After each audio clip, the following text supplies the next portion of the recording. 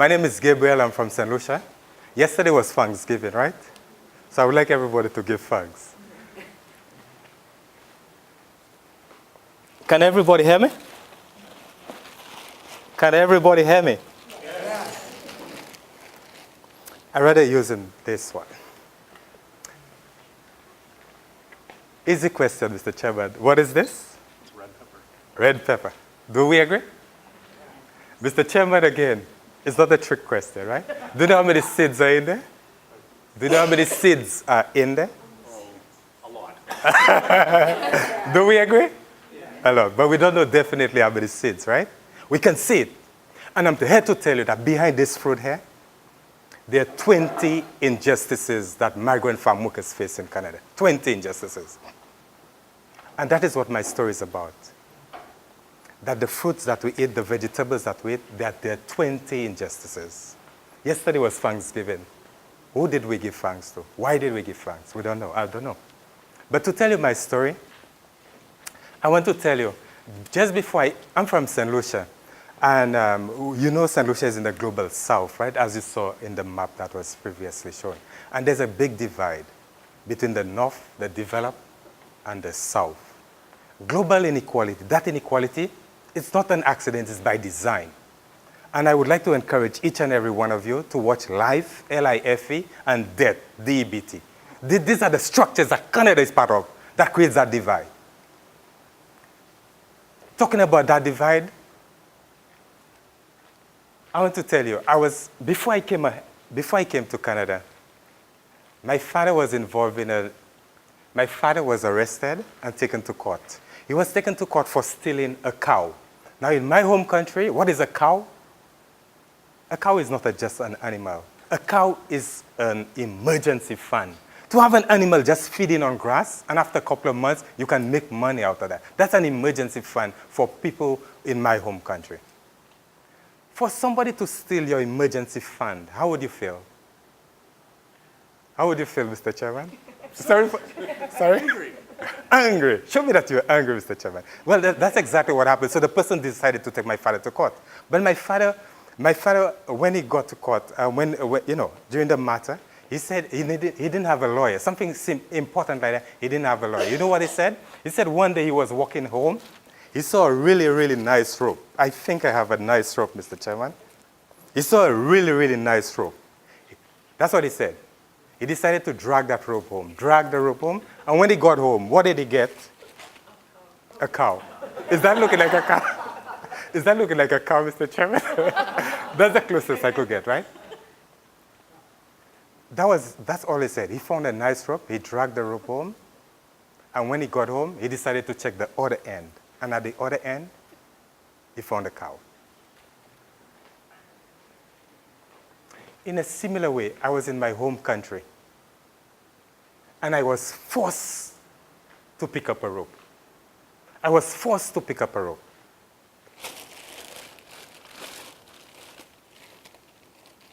I was forced to pick up a rope. And I'll tell you why I was forced. But what did I get at the other end of the rope? I didn't get a cow. I got a telephone number. And what's my telephone number? I want you to dial my number with me tonight. What's my telephone number? 51. I got a number, 51.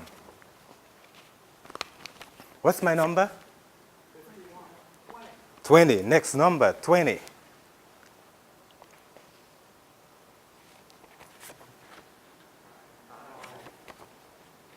Are you all dialing that number? 3. That's my number. And that's my story. That's what I found. Now, I was forced to pick up that rope. I was forced. Why was I forced, or how was I forced? Because of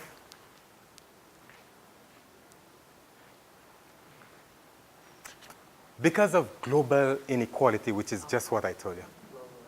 Because of global inequality. And as I said, if you watch Life and Debt, that is on YouTube, roughly an hour, you'd have an idea what I'm referring to. Another reason why I was forced to pick up that rope is because of WTO.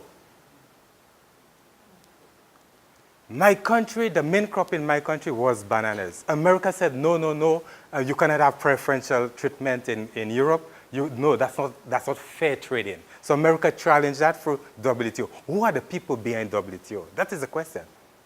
Global inequality again. Because of the WTO, a lot of people were literally driven off the land, and unemployment as a result went up. Another reason why I'm in Canada is because of environmental destruction. Who are the ones causing global warming and climate change? Who are the ones? And who are the ones paying the price? As a result of a hurricane, I'm in Canada. We are the ones in the global south that are paying the price. In 2009, I was self-employed doing 5 different things. I felt so confident that my income was diversified. Even though one was affected, I would still live a decent life. But just one hurricane just messed up everything. And to be honest, that was the lowest point in my life.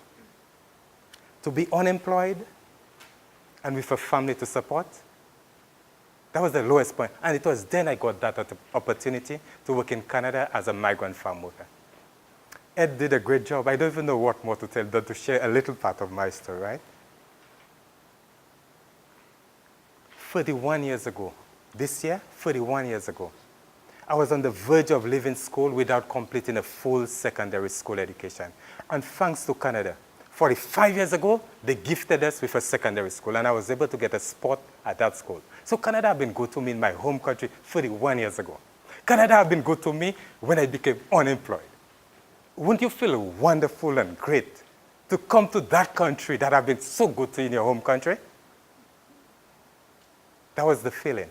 Being unemployed, getting an opportunity to earn a living in that country that have been so good to you in your home country. But the sad truth is, my expectations and reality on the ground, there are 20 injustices. And this is what I call the 20 dark sides of Canada. And that's what I want to tell you.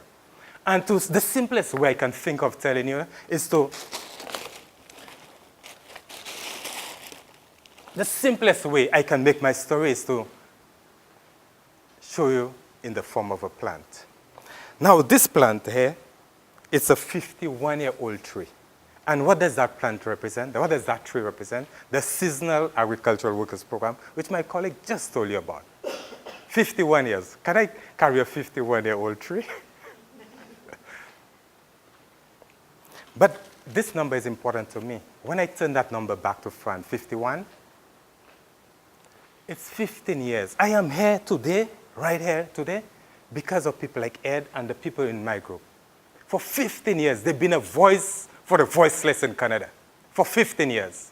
If I put a 0 behind that 15, what is that number, Ed? Well, let me go to the chairman. The chairman is... I need to keep him on his toes. Sorry? Isn't that an important number in Canada today? 150. Who are the people celebrating? Is it the victor or the victim? What is that 150 about? Who are the people celebrating? And can everybody in Canada, can everybody in society rightly and justly celebrate? That is the issue there. Who are the people? Whose story are you listening to? Is it the victor or the victim? Whose story are you listening to? And that is what this number is important to me. So that is that tree, the Seasonal Agricultural Workers Program. The 20, I want you to picture that tree here. It's bearing flowers, right, Mr. Chairman? Are these really good flowers? But I want you to picture that tree with 20 fruits. But I want to tell you that the number 3 I have there is about the tree itself. This 3 here stands for the 3 parts of the tree. I want to tell you about that tree. Tell you, Mr. Chairman, I'm very poor at managing time, right? So please tell me when I'm going over, right? Okay. So this 3 here stands for the 3 parts of the tree, the stem, the branches. Do I have branches? And the leaves, right? I am in Canada because of the stem. Why am I in Canada? To do jobs Canadians do not want to do. Ed told you all the D words. What are the D words? The dirty jobs, the difficult jobs, the dangerous jobs. That is why I'm in Canada. To do jobs Canadians do not want to do. What are the branches? The federal government said, oh, I'm going to bring those guys to do those dirty jobs. The branches, but with no rights to apply for status. We cannot apply for status, so basically, we do not have the same rights that a Canadian worker have. And the little rights that we have, we don't even know about them because the way the system is designed, you don't even know about your rights. So we are here to do dirty jobs with no rights. What does the LIV stand for? We are here to do dirty jobs with no rights, but the government says, I'm going to tie those guys by way of a tied work permit. We are tied to an employer. You're tied to an employer with no rights to do dirty jobs. Is that a good trade, Mr. Chairman? No answer from my chairman. But you allowed it in here anyway, Mr. Chairman. So that's the tree. So is that a good tree? Can you expect good fruits from that tree? So how many fruits does that tree have, Mr. Chairman? 20 fruits, right? I don't know if I have enough time, but let me see if I can run through my 20 fruits. For so long I've been working with Eddie, he never taught me how to do a PowerPoint, and look at my PowerPoint. You love it? Mr. Chairman, you heard that, Mr. Chairman? Okay, these are the 20 things I call the 20 dark sides of Canada, right? One, to be tied to your employer. You know that, right? You're tied to your employer. Who would not be happy to be tied to something you love? There's nothing wrong with being tied to your employer, to me. But listen to that. You're tied to your employer, but with no rights. You do not have the same rights as a Canadian worker. The farmer controls your housing. You're tied to him. Look at the word, he controls your housing. What does that tell you? And what about our housing? Ed, what can you say about our housing? It's overcrowded. It's below standard. It's not regulated. And the list can go on and on. I'm praying for the day that when one employer would say, I want my children to spend the night or a month in a bunk house. I'm praying for that day. I have a contract, which is a piece of paper. It's not enforceable. Why isn't it a contract that's tying you to your employer in Canada? But my work permit ties me to the employer. And I have a contract, it's not enforceable. That tells you how much, it's just a piece of paper that is. And look at that, number 5. The moment I speak up, Mr. Chairman, thank you for allowing me to speak up, Mr. Chairman.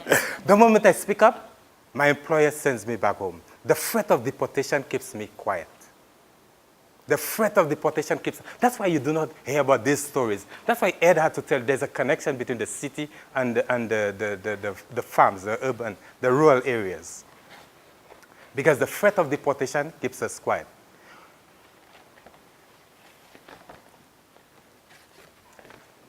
I have a cow, but Mr. Chairman had somebody to do a leather shoe, right? I want you to put yourself, I want you to take off your shoes, and I want you to put yourself in the shoe of a migrant farm worker. Would you be happy for you or your children to be working in these conditions? And this is just 5. I don't know how much time I have, right? So I want you to put yourself in the migrants. Number 6, that goes without saying, right? We face harassment and racism. That's a given in Canada. Mr. Trump speaks about it, but in Canada, quietly. Quietly. Number 7, what's number 7? Can you believe that in Canada, we are denied, so many farm workers are denied minimum, even the living caregivers, right? Because who dictates the pay? They are outside of the standards. Who does that, right? We are denied even minimum wage. Not even a living wage. Not even a living wage we're talking about. What is it? Minimum. You know what's minimum? Minimum is at the rock bottom, you know. Minimum. Barely getting by. We do those dangerous jobs. But when we get injured, we come here as well-oiled machines. The moment you get injured, instead of allowing you to get treatment in Canada, what they do, it's so easy to send you back home, and it's so easy to get another person to replace you. Medical repatriation. Canada, sweet Canada. For this year in Ontario, 5 migrant workers have died. For this year. They're just this year. But when you go to any workplace in Canada, I call it the Bible, the Occupational Health and Safety book. I call it the Bible. It's so thick. I call it the Bible. All those guidelines in there, policies or whatever that are in there, they are the results of inquests into work-related accidents and deaths. Not one inquest in the whole of Canada, not one. From what year? He told from 1966, Canada. What does that tell you? Not one inquest into the death of any migrant farm worker.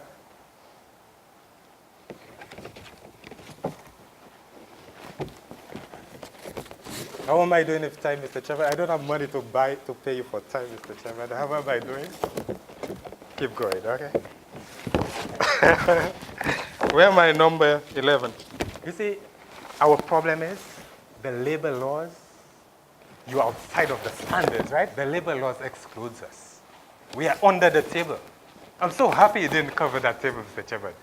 That's transparency, right? But in Canada, the table is covered. So under the table, you cannot see that. We are excluded. So the labor laws, they exclude us. And the little rights that are in there, they're not being enforced. They're not being enforced because our employer knows the system, the person in charge of just one phone call and everything is taken care of, right? They're not being enforced. But I'm telling you, out of the 20 I'm going to tell you, number 14, nothing compares to number 14. To be physically separated from your family, nothing can be compared to that. To be physically separated from your family. What is the point in life? Is it for me to send presents to my children to replace my presents? Or is it to spend the best thing in life with the people that matter to you the most? I have 2 children. They're both teenagers. My son started college, and in 2 months, he quit school. What does that tell you? Is that helping me to contribute well to society, or isn't that part of a trap, a vicious cycle? When somebody quits school, where is that heading to? Because we are physically separated. From the time I started coming to Canada, my daughter's performance have been going down. Is that helping me? Every day I fight 2 wars in Canada. And what are those 2 wars? I fight for better conditions, and I worry about my family back home. 2 wars. Every day you fight 2 wars in Canada. And that's the reality in Canada. Your best days in Canada. Yesterday was what, sir? Mr. Chairman? Thanksgiving. The day you give thanks is the day I cry the most. Your Mother's Day, Father's Day, Christmas Day, Family Day. These are the days we cry the most. Family separation. Global inequality, and I'm telling you, the balance, the empower imbalance in Canada, that is at the root of it. Number 15, what is at the root of those things? The Canadian immigration policy. They have one policy that have me with no status, and another policy that have other people with status and with rights. The policy. So my poverty in Canada, P is for poverty, is because of the policies of the politicians. All the P's I give you, Mr. Chairman, not your policy. You see how easy I made it for you, Mr. Chairman? So, is the political, our problem here is politics, policies of the politicians.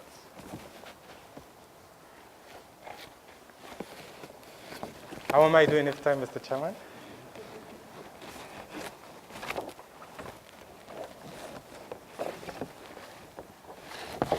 And the last part I'll run quickly, I guess. Can you believe that? We are here to do jobs Canadians don't want to do, and we have to pay to work in Ontario. We have to pay to do that. And the live-in caregivers, those recruiters, you'll know about the stories of how exorbitant. Like you come here and you have one set of debt that it will take you years and years to service. How do you get out of those things, right? Number 17. It is illegal for farm workers to unionize in Canada. If it is illegal, does that make it right? And even though things are legal, does that make it right? Who dictates legal and illegal? Who? The politician. Whose interests are they serving? The workers or the donors? Whose interests are they serving? Number 18. Power imbalance. There's so much power in the hands of my employer. He can just send me home.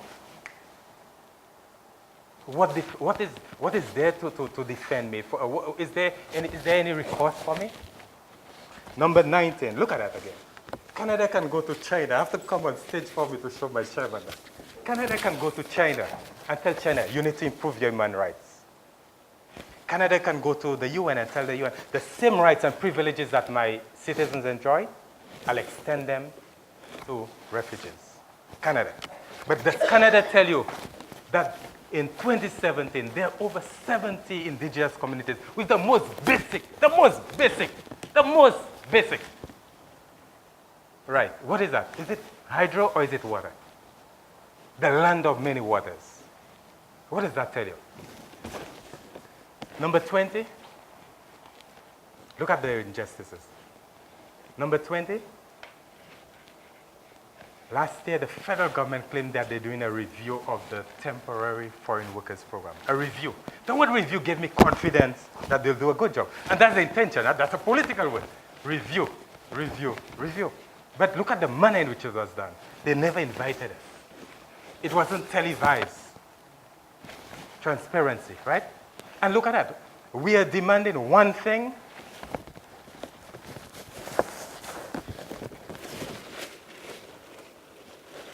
Our demand is one thing, right?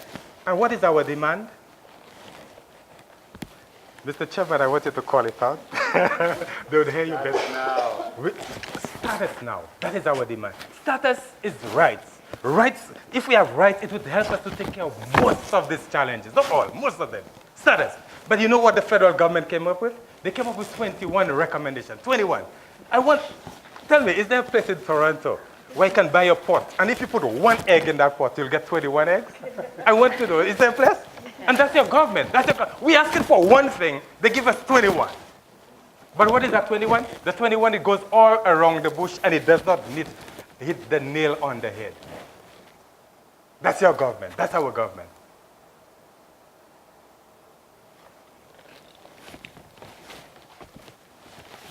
So, in closing, Mr. Chairman, I need to talk about the root. We need to go to the root of the problem, right, Mr. Chairman? So we can see, did we agree that this is a battery? And did we agree that I have to give Mr. Chairman 20 fruits, right, to clean up, right? So we need to get to the root of that. There are 5 things at the root of that. 5 things. What is at the root of that, right? At the root of that tree is, we have a Canadian society.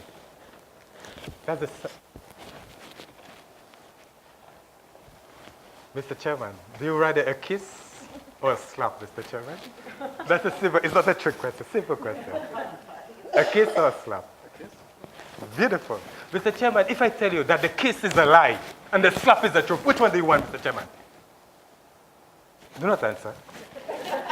But we all know a lie gives instant relief, right? We hear what we want to hear, we feel relief, but we know there are consequences to the lie. But you know the truth? They said the truth is like surgery. When you have surgery, it will hurt, right? But with time, it will heal. What I'm about to tell you, I'm not too sure whether it's a kiss or whether it's a lie. Whether it's a kiss or whether it's a slap. Whether it's the truth or whether it's a lie. At the end of this, I want you to tell me, individually, tell me whether I kissed you or whether I slapped you, right? Let us get to the root of it, right? In Canadian society, we know about the story of residential schools, right? Mr. Chairman, how many years did that exist in Canada?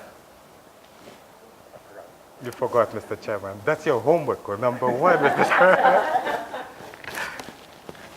Over 100 years. How many years? This year, Canada is celebrating 150, right? Let us, out of 150, we're taking away 100 for residential schools, because that is serious injustice, right?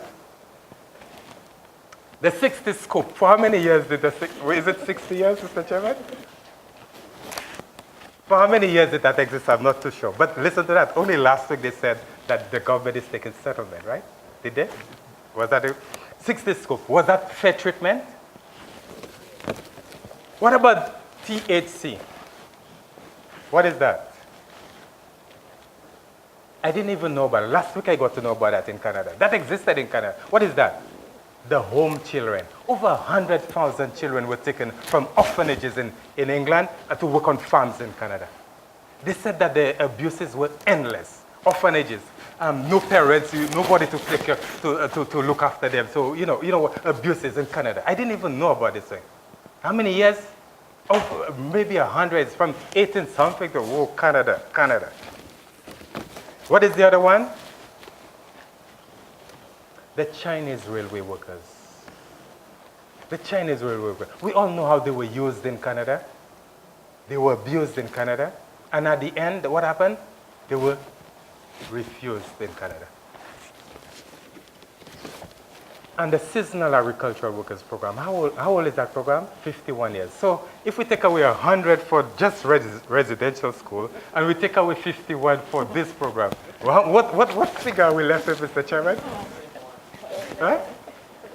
We're in the negative, right? And that's the truth about a lot of negative things are present in our society. And that is the point here.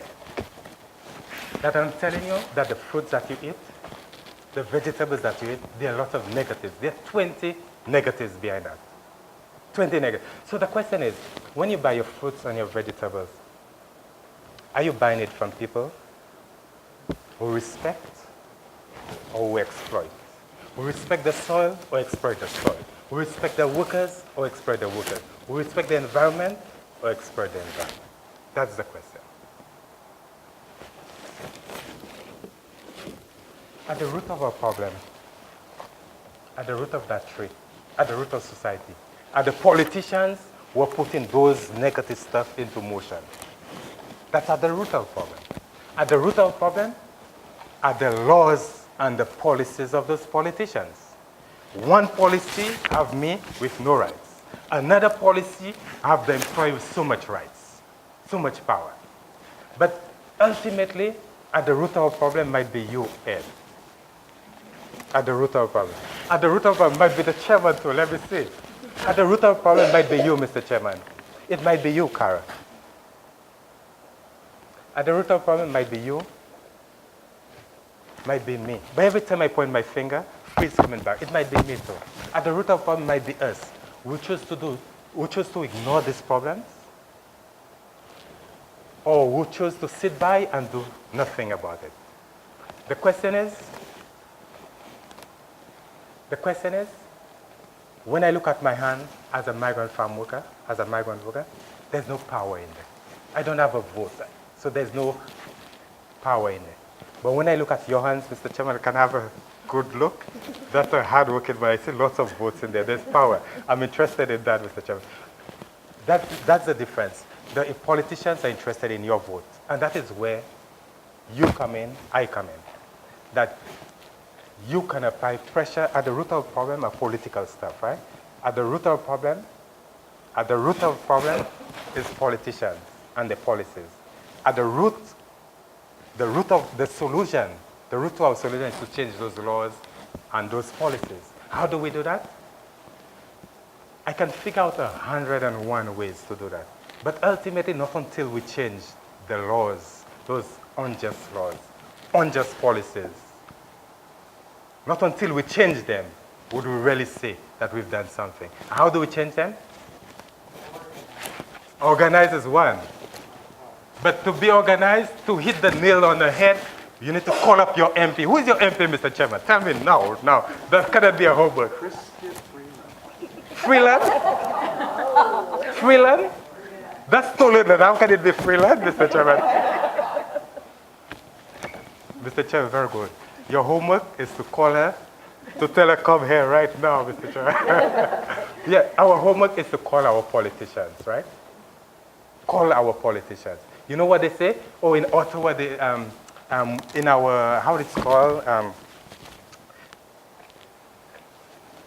The area that they represent, what is it called?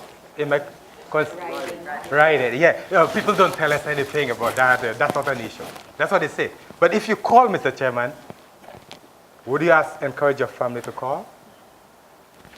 By calling, that is one way of putting this on the agenda. I'm telling you, our issue as migrant farm workers is not isolated in a corner. Our issues are related to your issues. Why?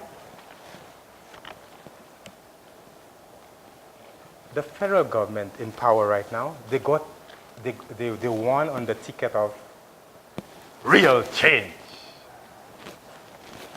Real change.